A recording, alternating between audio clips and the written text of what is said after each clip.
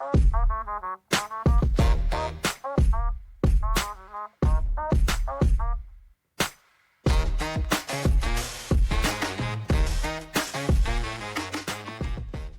to Super Cool, the show about climate solutions now scaling. Each week, we talk with the founders, CEOs, and executives turning low-carbon innovation into business advantage, growing profits, cutting emissions, and outperforming the status quo. I'm your host, Josh Dorfman. Since the start of this year, we've been looking at how homes are evolving from passive energy users to active players in the grid. We've heard how solar and battery-enabled homes are functioning like mini power plants, generating and storing electricity and selling it back to the utility, and how the next iteration of virtual power plants take over grid-connected devices, occasionally curtailing energy use, compensating homeowners for it, all without anyone at home even knowing it's taking place. And we've looked at how it all gets financed and the platforms that make shopping for electric appliances a simple lifestyle upgrade. What used to be a one-way flowing energy system from utility to customer is becoming two-way. EVs, heat pumps, electric water heaters, and even stoves and dryers are plugging into a grid that now flows in both directions. Which brings us to today's guest, Sam Kalish, founder and CEO of Copper. Copper's starting point is this: electrification doesn't scale through obligation, it scales through desire. Electric appliances get adopted when they perform better than their natural gas counterparts, when they look better, are easy to install, and work in the homes people live in right now today, no matter how old those homes are. No costly rewiring, no panel upgrades, absolutely zero friction. The company's first product is Charlie, a 30-inch induction range with a 5 kilowatt-hour battery.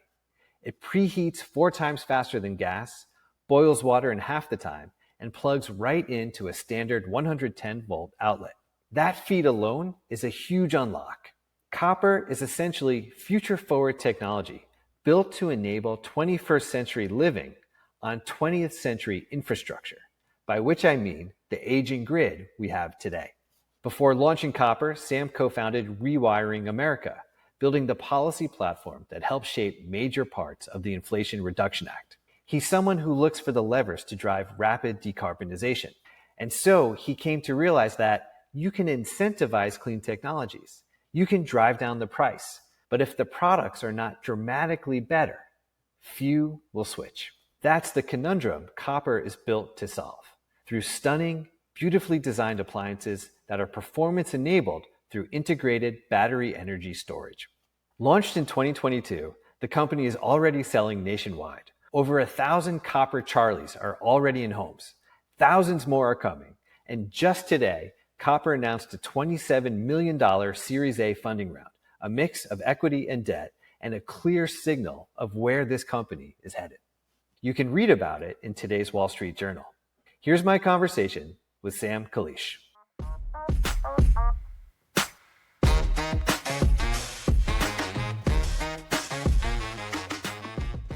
Sam, welcome to Super Cool. Thanks for having me. It's great to be here.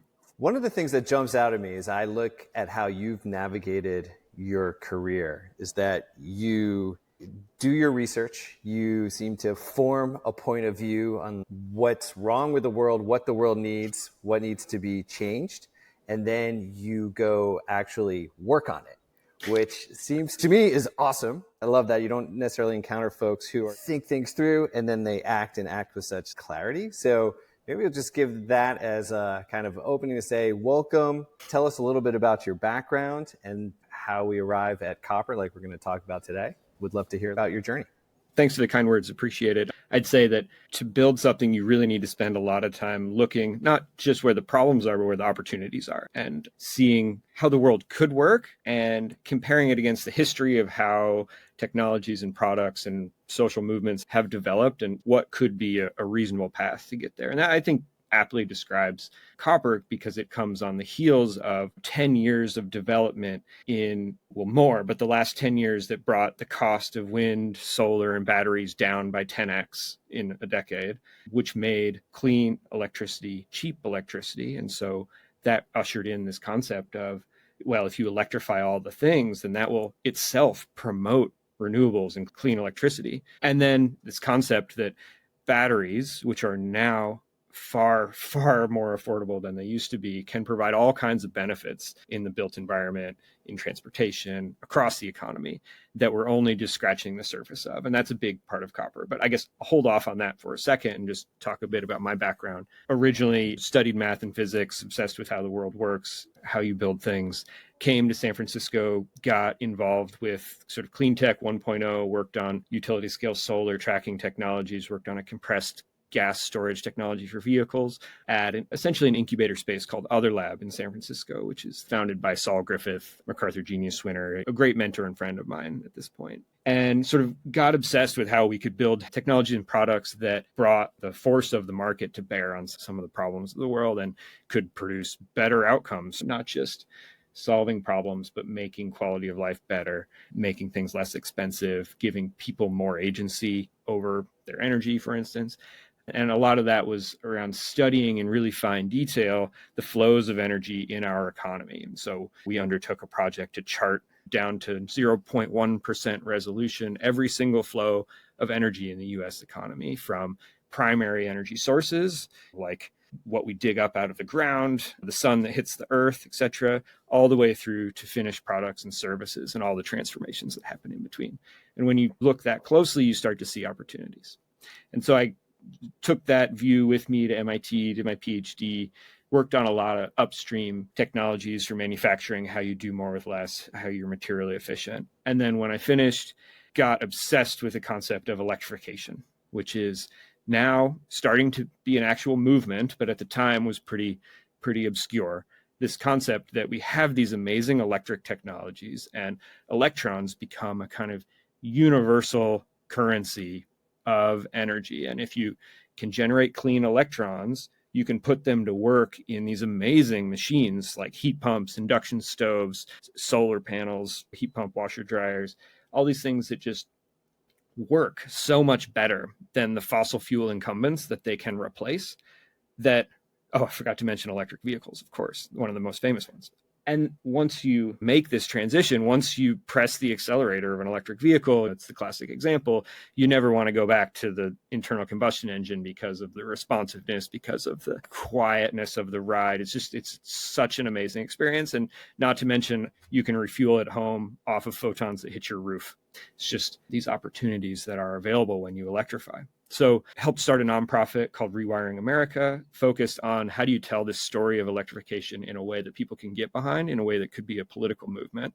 Ended up working closely with a number of the Senate offices, particularly Senator Heinrich of New Mexico and Leader Schumer of New York, on some of the provisions that became part of the IRA, the Inflation Reduction Act, and particularly looking at how adoption of heat pumps, adoption of induction stoves brings down utility bills, puts the control over energy back in the hands of the household, cleans up the air, produces better health outcomes, and the products are just better as well. And so ended up working pretty intently on a number of portions of the IRA, including the low-income rebate program, the homes program, and then some of the tax credits as well.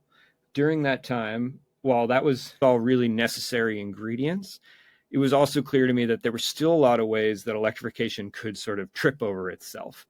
And I think this is now memorialized as the abundance movement. Folks like Ezra Klein and others have talked a lot about this, where we just need to build a lot of things. We need to deploy a lot of machines out into the world to transform our energy system and realize this goal of electrification. And so not only should we be designing for function, but we should be designing for how easy it is to deploy these technologies out in the world. And that's really the motivation for what's now copper. How do we make it really easy for people to make the obvious choice to electrify their lives? Yeah. And so this was what struck me in my initial note about you, is that, I read your background, got your PhD from MIT, had been working on a lot of interesting technologies before that, helped found Rewiring America, thinking, hey, like we got to build a movement around this concept of electrification. We've got to go build the political will. And then along comes the IRA, and you helped get incentives into that massive bill, which had the outlook to be pretty transformational. It's right. So we're in a different moment. It's 2025, obviously. But what struck me in getting ready to talk to you was that you were like, hey, we got to go build political will. We got to build a political movement. We've got to get incentives in place so people can go do this stuff and get it rolled out faster.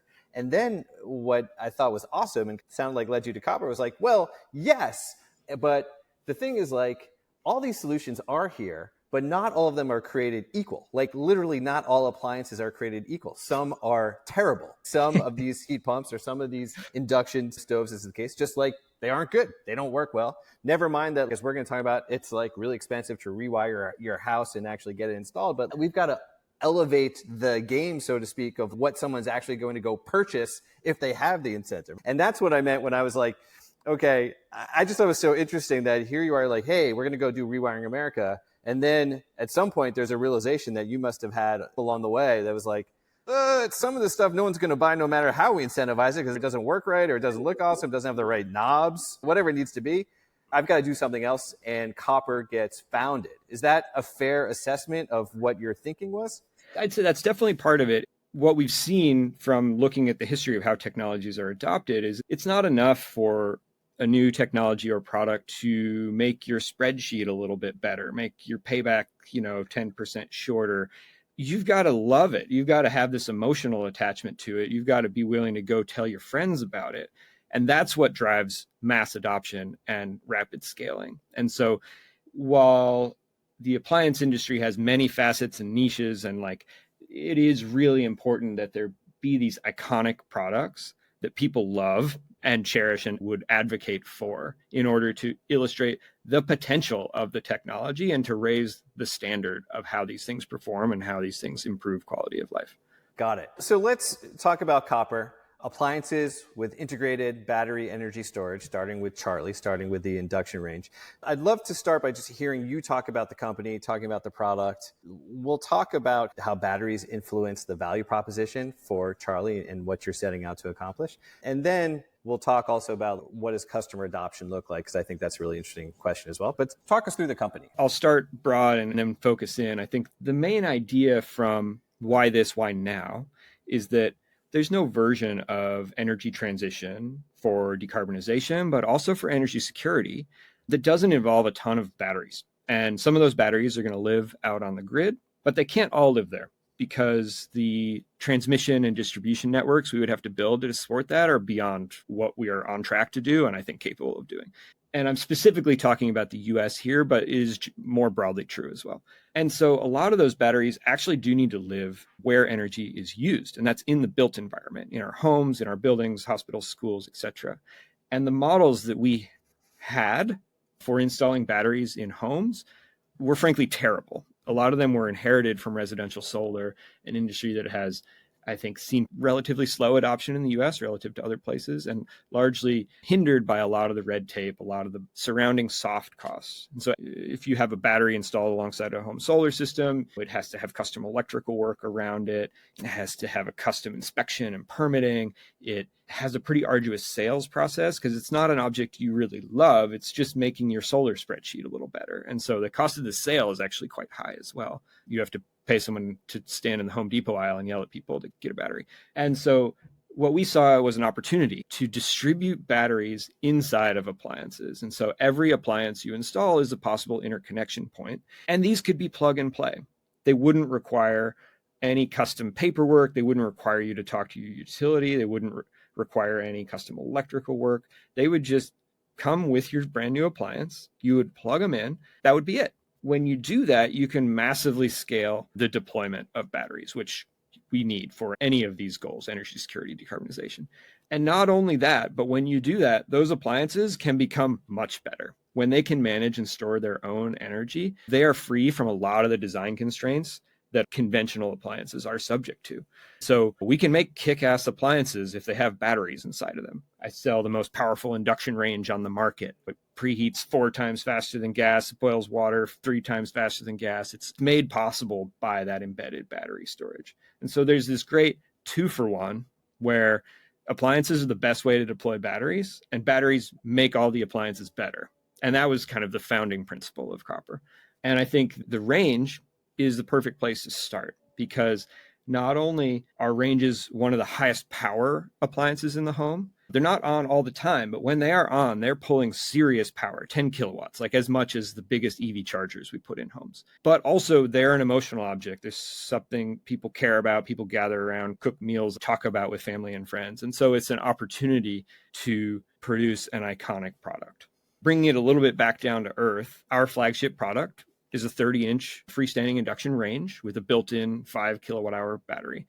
And what that allows is, instead of requiring an electrician to come over and install a 240 volt, 50 amp outlet to your kitchen, rip out the drywall, probably have to upgrade your load center to support it, you just plug it in to the 110 volt outlet that's already behind your gas stove, because your gas stove has an oven light or igniters or a clock or something that takes a little bit of electricity. So within a cord's length of your gas stove is almost certainly a 110 volt outlet. So no electrical work required. You just plug it in. And then what you get on top of that are benefits like resilience. So it works when the power is out. And then just a seriously supercharged cooking experience, high power, high precision. And, it's not just enough to have high power and high precision. You need to wrap that in really thoughtfully designed user experience and design, which we spent a lot of time and effort doing, and a lot of time and effort, particularly with both professional chefs like Samin Nosrat, the Salt, Fat, Acid, Heat author and Netflix personality, as well as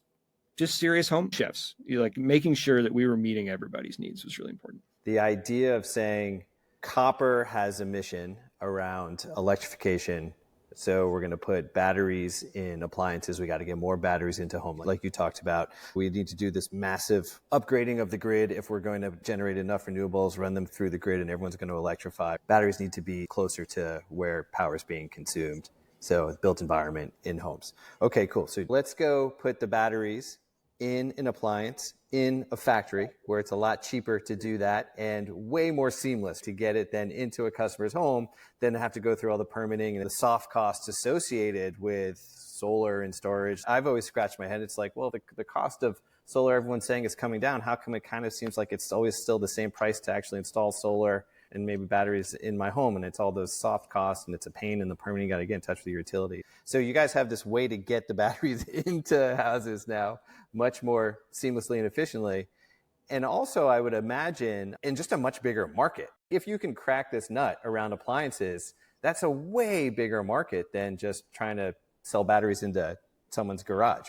Exactly. Does that factor in? All 140 million housing units in the US have a stove in them. That's a giant market. So that's why this seems just so much more interesting than like, oh, we make a stove with a battery. I mean, I heard you use the term Trojan horse, just in terms of getting that battery into someone's apartment or into their house. That's just a really interesting approach to me, the way that you've kind of conceived this. Was that all clear from the beginning? That was the vision, but fleshing out the details, there's a lot of different ways that could have flown, and you have to put this in a sequence of steps that make logical sense for deployment. That's where a lot of the work comes in, is what do you do first, second, and third? What do you not do? And where do you spend your effort? And I will say, in talking about the size of the market, one really important thing is, we've been talking about the single family context, but most of our business is actually in the multifamily context, where the pains of conventional electrification are far more acute, either because someone living in a multifamily apartment building doesn't have the agency to run a 240 outlet to their unit. And the density of these housing units is so great that if every apartment got a 240 volt 50 amp outlet, the grid upgrades required to support that would be prohibitive, and it would take years to do this. And so the majority of our business is actually selling directly to building owners or directly to co-ops or housing authorities, because we solve a problem with their built infrastructure.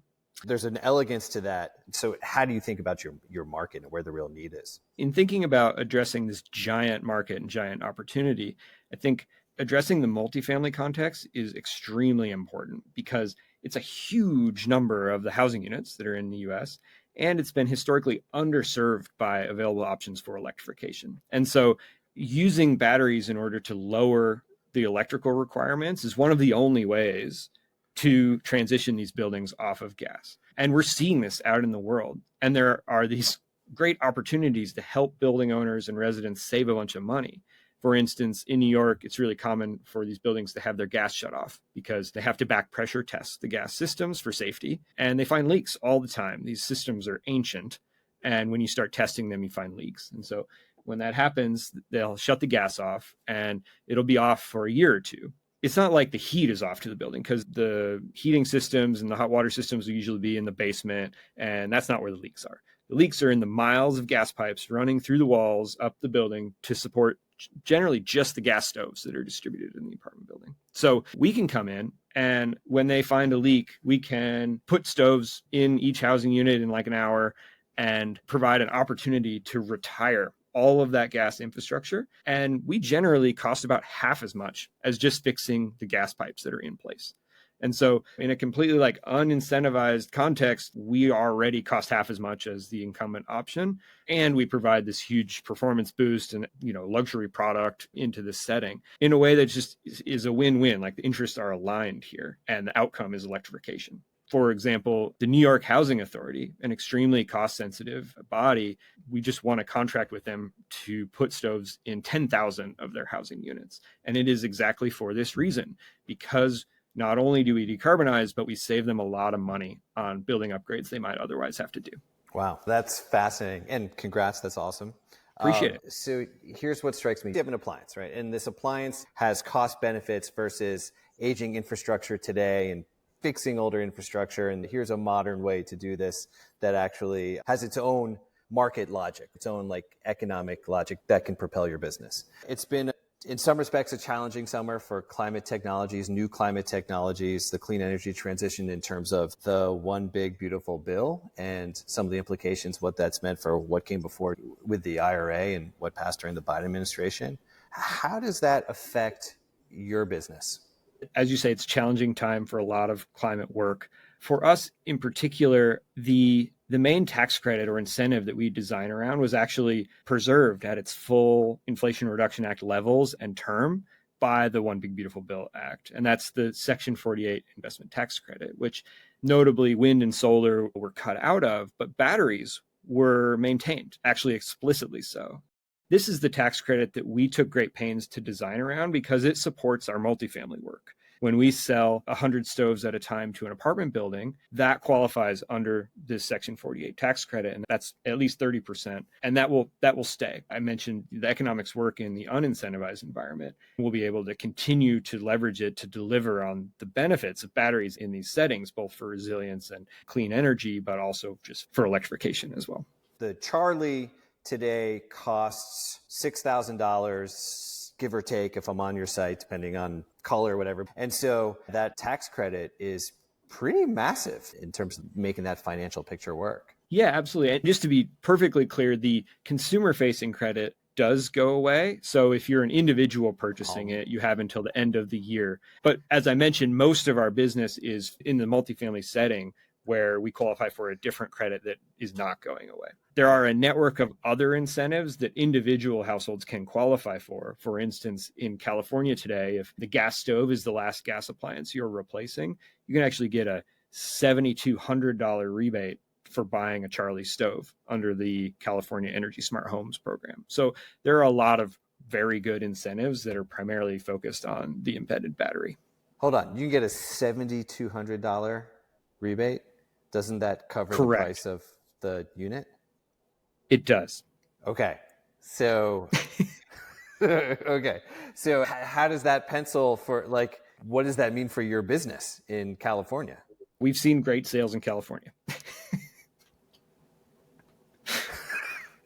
Jeez. All right. So basically it covers the unit. Correct. Yeah. And this is a program aimed at full electrification. And so, like I said, if the gas stove is the last gas appliance you have and buying the Charlie would actually allow you to cap your gas line, then there's a $4,000 credit for capping the gas line and a $3,000 specific credit for the Charlie stove. All right. Well, that's really good to know. So for everybody fleeing California, maybe just think about it, stay. This is a great incentive. No, being, of course, a little tongue in cheek, but that's really good to know. And I'm sure other states are also going to be taking measures to they fill in the already gap, are. as Yeah. we've seen historically. If the federal government cuts back, that's usually what happens. Yeah, cool. On top of all that, you have a product. So Charlie, this first induction range, gets like the most insane write-up I've really ever seen for a product in the New York Times earlier this year. And I'm reading this thing, and I'm like, I know it's the Times. I mean, you can't pay for that. So the product is really speaking for itself. And that's obviously what you want. You want your product to do your marketing for you. And it's startup 101, right? How do you know it's time to go raise money? How do you know you've got product market fit? The product has pull, right? And it's a combination of performance, as we've touched on a little bit. It heats up fast. You can boil water quickly. It's just super fast and really controlled. And yet, what the Times is writing about, and what others have noted too, is the aesthetic that you've wrapped around this appliance. And you've made some choices which I think are very interesting. It's beautiful. It comes in some cool colors. It's a little counterintuitive, but there was clearly like so much design intention that went into this device just by the fact that you have knobs, and you can get like wooden knobs or walnut knobs or whatever. They look really cool. And so the device itself, and I've read this on your site, that you would pass down from generations, because it does immediately have this almost like iconic, almost an ode to nostalgia. It feels also like a very premium product at the same time. And so I'd love to understand how you've thought about that too, all the design intentionality that's gone into the device itself as you think about building markets. And let me say one other thing, Sam, just thinking about design. Your marketing today on your website talks a lot about, hey, there's a battery in this thing. It's sick. It's awesome. And it is, but that's also early adopter marketing, right? That's the people who are like, oh yeah, sick. I want a battery. Like, I get it. I'm tech focused. But the bigger market is going to be, hey, this thing is beautiful and you're about to have the best cooking experience you've ever had. But that's not actually your messaging just yet, even though you've built all this design into the product itself. I'm just curious how you think about all that yourself and then as a company. Does that make sense? That does make sense. Yeah, there's a lot in there. It's pretty simple. You just obsess over your customer and spend as much time as possible with them. And you take their feedback seriously. I think sometimes it's easy to say, well, they don't know what they're talking about for this reason. No, they know what they're talking about. You need to listen to them. And one really critical thing we've tried to hold close is that, this needs to pass the walk-up test, where a person who doesn't know anything about a battery or even anything about induction needs to walk up to this thing and be able to use it as a familiar object and cook the recipes that they've cooked their whole life on this thing. And at the very first experience, not present as a foreign object or as an unfamiliar object. But then you need to layer in some of these new performance functionalities, some of the advanced technology that's hidden inside. You need to layer that into the experience and make that additive as opposed to combative. And that's just really, really core to how we think about the design, is that this thing needs to not only have a sense of being timeless and familiar, but also represent the future. Home of the future is a phrase with a black eye. It's like generally not been lived up to. The way we turn that on its head is to say the future is home. Like, the future is investing in our homes, making our homes better using the technology, but it's like future at the service of home, not the other way around. You referenced the New York Times Wirecutter review. That review was an amazing thing. It was a little bit of a nerve-wracking thing because you're definitely opening yourself up, and it's an extremely vulnerable moment. They take their duty extremely seriously in terms of the testing that they do, and they don't let you influence the situation at all.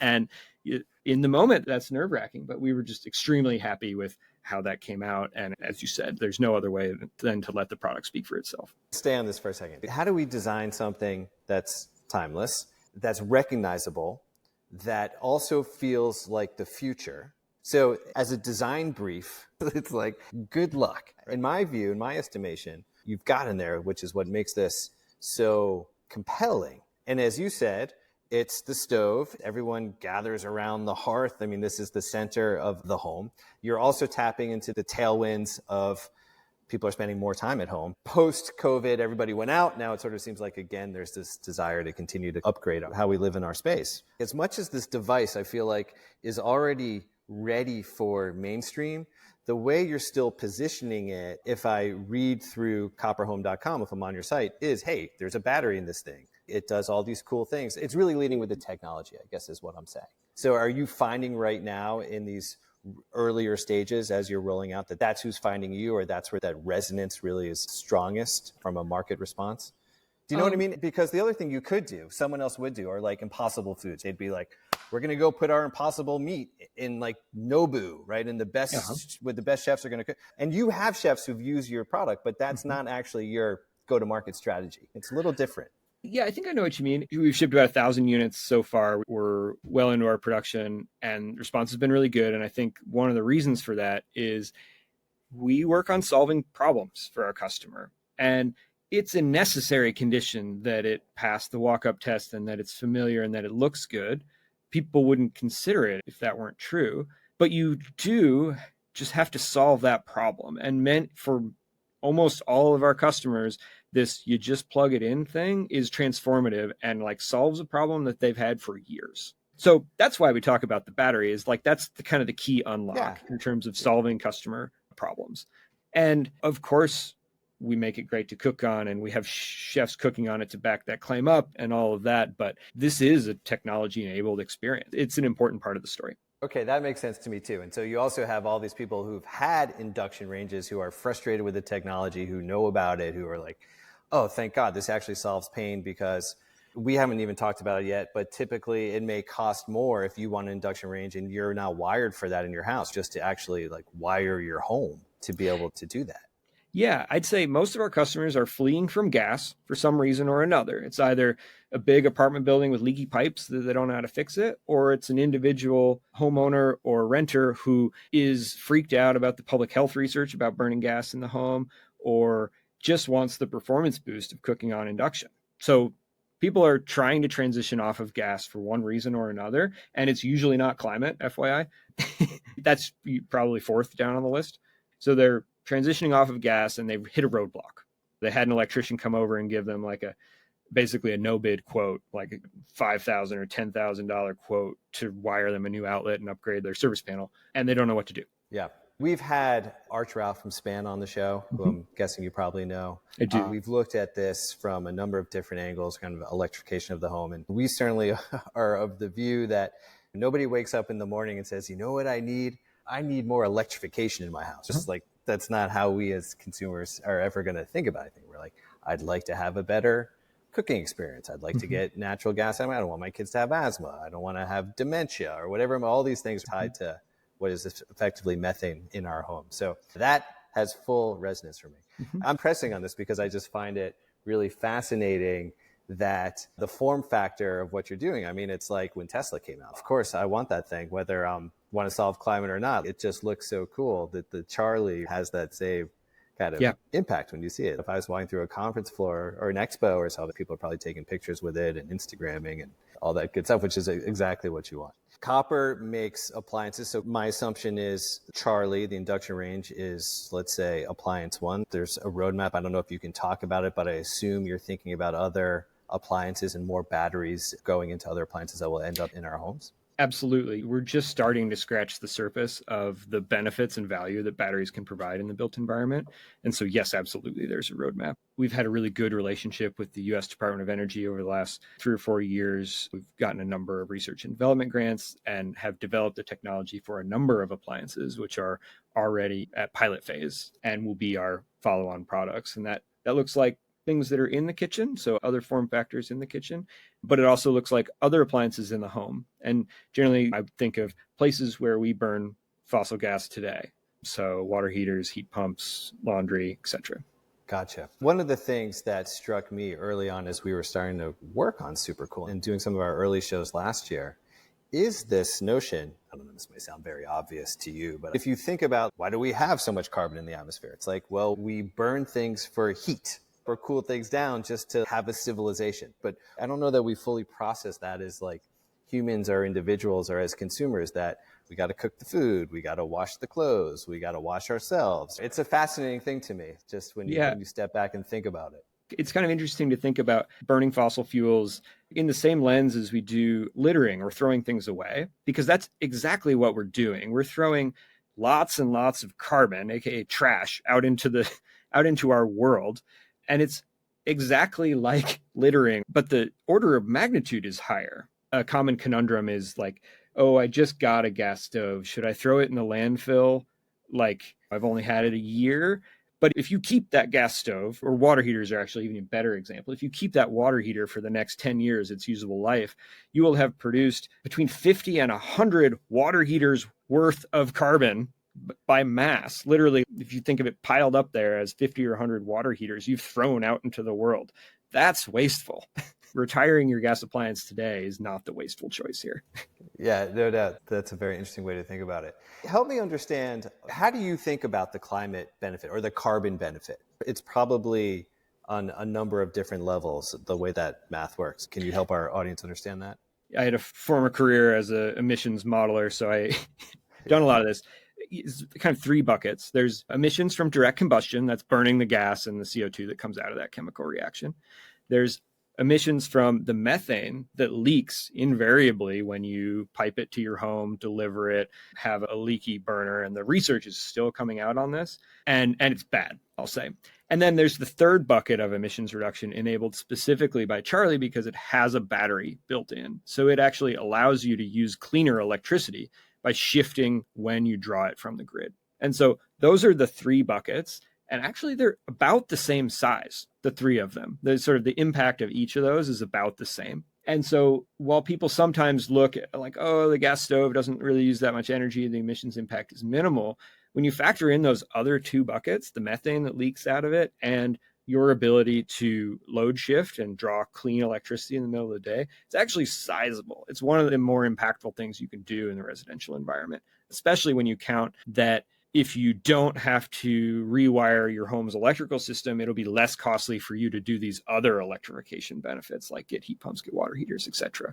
So, one thing we see that's really common is the Charlie is the critical ingredient that allows a home to fully electrify without upgrading to 200 amps incoming service.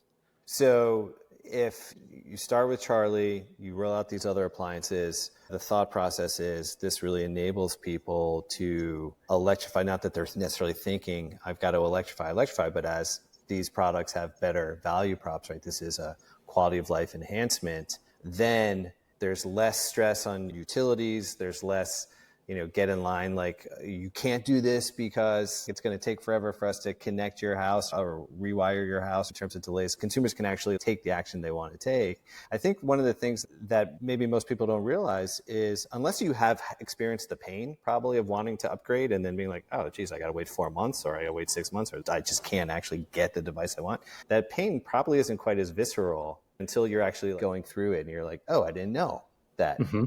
This is actually a problem for me. Yeah, absolutely. Folks like Rewiring America and others are rolling out this concept of electrification coaches or electrification concierges to sort of help people through this process, which is pretty arduous. And despite my best efforts to have everyone know that we're an option if they run into an expensive electrician bill, everyone still doesn't know. We still need to help get out the word. Yeah, we delve into this a lot, into this topic. And so we're just really trying to understand like how this future unfolds. And part of the reason why I was so excited to talk to you is not just because I think this device is so awesome, but because I think the strategy is so interesting. Of just saying, hey, if we design devices that plug into what you have in your house right now, we can get really far down the road on this electrification journey.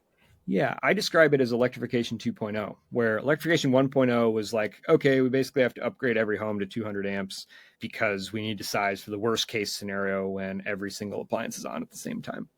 Electrification 2.0, that includes things like smart panels, smart devices, other battery devices. It recognizes that every appliance is an opportunity for smarter control and better utilization of the electric network that's already out there, all of the wires and all of the transformers that are already in place. They have a lot of headroom for improved utilization. And by putting these grid interactive technologies out there at the edge of the network, we can do more with what we already have out there and save a lot of money in the process.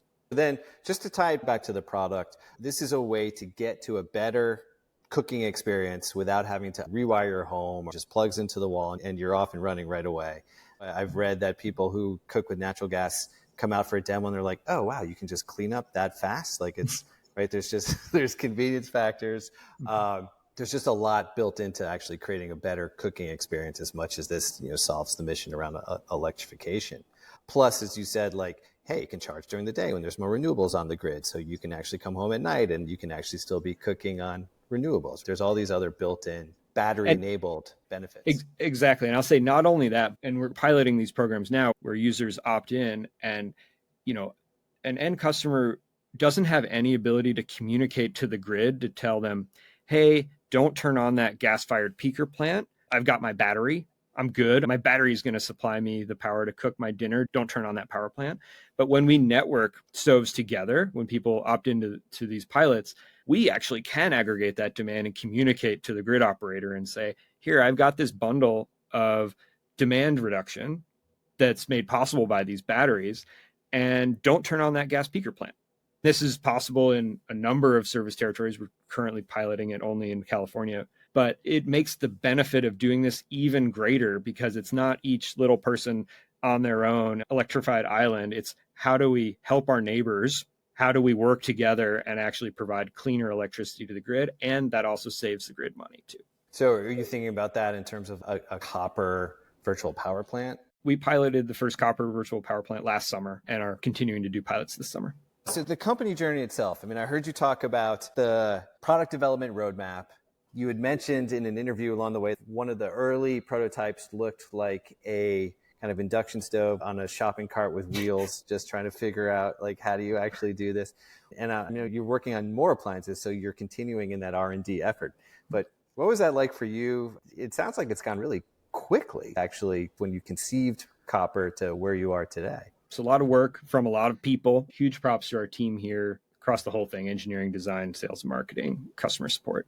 Everyone's been working really hard for the last few years on this because they're aligned on the mission. And I think you bring up the shopping cart. One of the reasons to put it on a shopping cart was to take it out to the people. So we would take that thing to farmers markets and jazz festivals and all kinds of stuff, because when you put a battery in a stove, you have the world's best traveling induction demonstration. And most people you talk to have never seen induction. And if they have, they've only seen the little single burner crappy one. It's just a different thing. So you go show it to them, you get them in front of it, and they're like, oh, obviously. It's the same thing when you put someone inside of an electric vehicle and they step on the accelerator. It's like, you do actually need to put people in front of this thing. When that happens, it's obvious. You're doing final assembly, or you're putting the units together in Oakland or Berkeley, it sounds like. No, we have a manufacturing facility in California, but not in Berkeley. Gotcha. You have a number of sub-assemblies. Things come to your shop, you put it together, and you're shipping units from California. We're national today. We have units in almost every state. Fantastic. So if somebody wants to get a Charlie today, how does that come to them?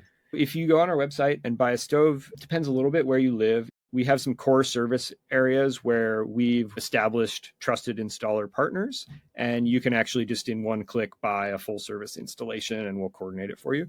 But if you don't want that, or if you live outside of the core service area, you can just buy freight and it'll show up, and you can self-install or you can hire a local contractor to do it for you. We've got a bunch of documentation on how to put it in. It's not hard. It's mostly just getting help to lift your heavy old gas stove out and put the new stove in. So you've effectively built copper. I mean, I know startup years can feel like dog years. It can feel like a really, really long time, but you still have a full head of brown hair. You haven't grayed. So clearly, like, you seem well suited to this. You were working on policy beforehand. What has this journey been like for you as the co-founder and CEO? Yeah, that's a great question. I mean, people say hardware is hard. They're not wrong. It takes a lot of work, a lot of diligence to produce consistent product and to scale it. Luckily, it's not my first time or most of the team's first time. So we managed to avoid a lot of the classic pitfalls sometimes first-time founders make. And that's what's enabled us to get where we are so quickly. Actually, the company just had its third birthday a couple of days ago. I'll say on a personal level, it's been really rewarding. My background is in technology development and climate tech, and then took a lap through policy. And I think while policy work is hugely impactful and really critical to get right, it sometimes can feel removed from the truth on the ground. And to actually be in real people's homes, in real apartment buildings, solving some of the problems that we puzzled over a lot in designing federal policy feels really great. And to have the technology solution be inspired by what are some of the biggest macro challenges in the energy transition has been hugely inspiring for me personally, and is what gets me out of bed in the morning. And then add to that just the experience of, we make a product that allows people to share food, that allows people to gather with their friends and family. And I just that's the cherry on top. The fact that we're bringing a product to market that simultaneously promotes the right climate choice, the right energy system choice, and also empowers people to exercise their culture and gather with the ones they love it's been a great journey. It's amazing to hear you talk about it, Sam, and to think that you started this company 3 years ago. You are available nationwide today with really such an amazing product. Yeah, that is delivering on that promise that you just laid out. It's really amazing. How have you funded the company to date? Where are you today? And where do you go from here? We got started with a combination of Department of Energy research and development grants to develop the foundational technology, the thing that makes it actually possible to embed a battery inside of an appliance, and then investments from friends and family, people who, we believed in it and we approached them to have them make a bet on it. Since then, we've transitioned to institutional venture capital. We managed to get some really great investor partners along the way. And then I'm really pleased to report that we are just closing our Series A funding round, which includes a total financing of $27 million. And that's bringing both additional capital to bear on what we've shown as a scalable business, but also some really great new partners that'll be sort of on the team. Like I said, it's fantastic. It's so exciting. And the fact that you guys just now are closing your Series A is, at least in the realm of super cool, very strange for me and probably for our listeners too, because most companies we bring on are much further along in terms of their financing rounds, just because of what it's taken to kind of prove like, hey, we are commercially viable. But it sounds like the team you've put together, your ability to execute, the fact that this is not your first time in the ring as founders and have such clarity of vision. I think that's I heard you on David Roberts' podcast, Volts. He was on our show in July, so I've had a chance to talk with him. But I heard you on his show, it's probably 3 years ago now, probably as you were just kind of getting underway. Yeah. And to think from that point to now how fast you've gone, really just hats off, congratulations. It's just so impressive and very exciting to hear about. Appreciate that. Yeah, hats off to David for having us on so early. Yeah, he took the risk, but it's certainly borne out. And so you're closing this funding round. What are you using the capital for? What's next for Copper? So the capital is a mix of equity and debt. We're able to attract debt financing because we've shown that we know how to produce, the product's reliable, we know how to sell, and that's something that banks are attracted to. And then the equity portion will be used to scale our internal operations, to launch our additional products, to launch additional markets, and to really start to capitalize on something we talked about a bit, which is the ability of these embedded batteries to support a virtual power plant, of networked operation, of providing additional benefit to the grid. Awesome. Well, I appreciate you spending time with us. I'm sure just in light of all the news and everything going on today, there's a lot on your plate, and I certainly wish you continued success. We're excited to follow your journey. Thanks so much, Josh. I appreciate it. Thanks so much for listening to my conversation with Sam. If you enjoyed it and appreciate the perspective Supercool brings to the business and climate conversation, please take a moment to subscribe and leave us a review. It's the best way you can help us reach new audiences who would benefit from these conversations too. See you next time.